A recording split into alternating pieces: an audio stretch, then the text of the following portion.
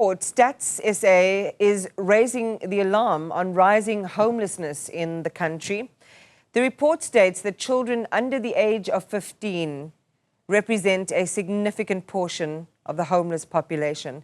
Let's talk about some of the other revelations with Molayi, who is Stats SA acting DDG for Population and Social Statistics. Solly, when you read the numbers that you've shared with South Africans, it really is heartbreaking, because every time you see, an unhoused, unsheltered or homeless person, you can almost imagine the great suffering that they endure and they go through. You have a conversation with them and you hear a lot of the challenges they have every single day. I want us to maybe start with the opening theme, which is that this is a growing crisis in South Africa. So I'd love for you to begin, welcome by the way, begin by sharing the numbers. Thank you so much, Iman, and thanks to the viewers. I think, Iman, the report that we've released, we titled it We're Profiling Homeless Persons in South Africa. We are using the census 2022 that we have released, and in the report, we're looking at the 1996 all the way up until 2022. So we have a 26 years of data that we are looking at it, and also what we are picking up is that we are seeing this as an increase, moving from 13,000 in 1996. Now we're sitting around 55,000 in 2022. So it is a population that is growing.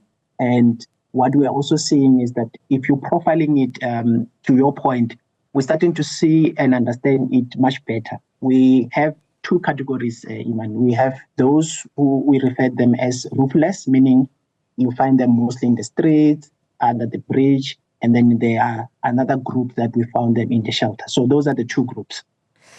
You know what's also disturbing, Solly, as you read further, is that those, and these are children under the age of 15 or teenagers under the age of 15, are primarily found in shelters. So they're almost occupying the majority population in the country's shelters. And then more than a quarter of them are living in places like cars and abandoned buildings. Tell us more about that. Yes, so if you look at it, this population, and like I said, we have roofless, meaning those who are living in the bridges, not under the roof. It's about 70.8%, which is 71%, and then the 30% or 29% is those who find them in shelters. And to your point, you'll find that those are under 15. Primarily, you find them in the shelters, about 46%, followed by those that you find them in the buildings and vehicles, about 29. So those abandoned vehicles that you normally see in the townships, that's where sometimes you find these young children that are under 15, you find them there. And then you're also now starting to see that the elderly population also, they are also mostly going to be found in the shelter. So your other age group, those are the ones that you find mostly in the streets, in the abandoned buildings, and in vehicles also. Again, just any way that you look at it and describe it, it's just, it's a really heartbreaking picture, a lack of psychological safety, exposure to the elements, which I want to talk about in a moment as we begin to prepare for what is probably going to be a really cold winter in South Africa. Let's talk about the causation factors.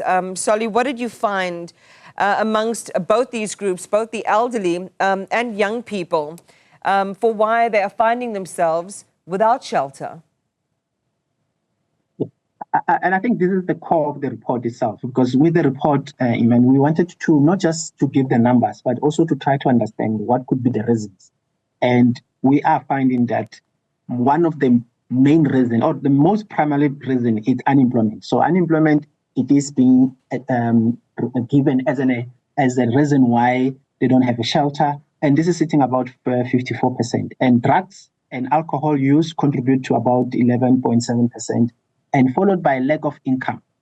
And the fourth one, which I think we just have to also bring to the fore, Iman, is that some is because of the conflict with friends and families. So if I solely had a conflict with my family or with my friend, I'm most likely to find myself without a shelter. So this broadly they are the biggest reasons why. So if you group them, you'll see that you have your economic reasons, which largely driven by unemployment. And Iman, I think you are aware that our latest numbers coming from ourselves in terms of unemployment rate also, it's also already giving us a sense of why we're seeing this as a reason for, especially when you expand the unemployment rate, you take into account those who are discouraged. So unemployment is still a big factor, and it's something that I think the colleagues who are in this space, especially even the researchers who are in this space, if they can also do a little bit more qualitative research in terms of understanding more about this population.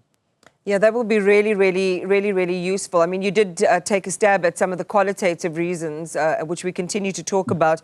That unemployment rate, the expanded definition, I think now at 42%. There's another interesting trend, which I think actually goes to the point that you just made around unemployment and in-migration from other provinces.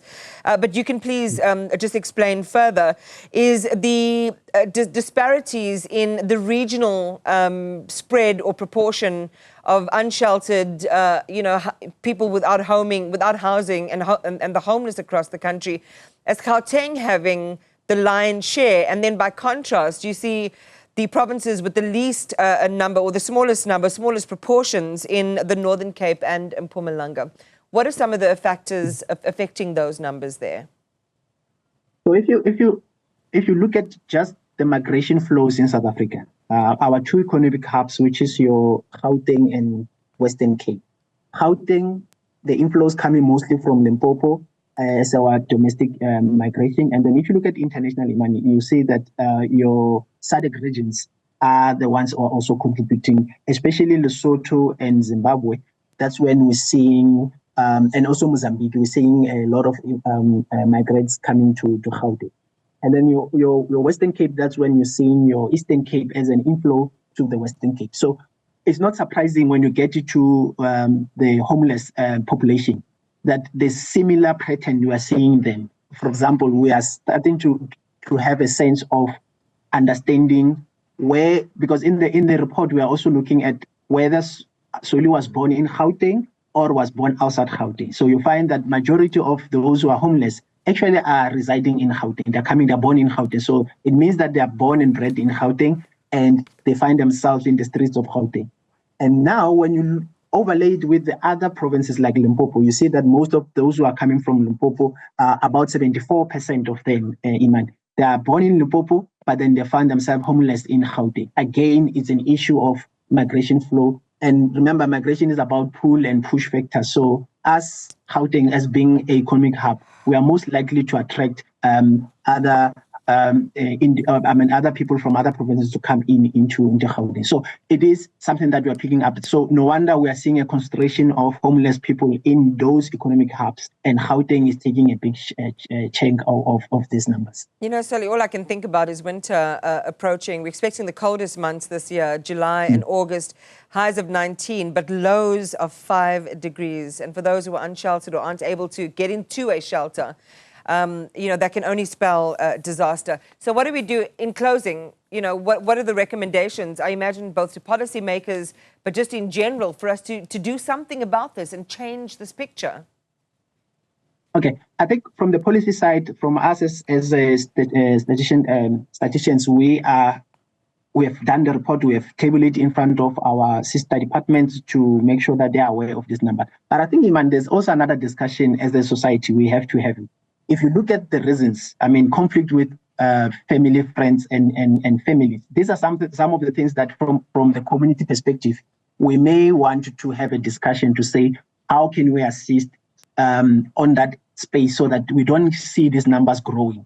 The other point that I also want to mention is the issue of drugs and alcohol abuse. I think, Iman, this is also both from government side in terms of how they can able to assist in terms of regulation, but then within the community and within also our homes, we can able to assist, because if you look at the profile of those who are homeless because of drugs, majority are within the age group of youth. So this is also a challenge that I think as a community and also as a country, we just have to come together, Iman, and make sure that we deal with it. Thank you. All right. Well, thanks for being with us today and just bringing more awareness to this really important topic. And that's Molayi, Stats SA, acting DDG for Population and social.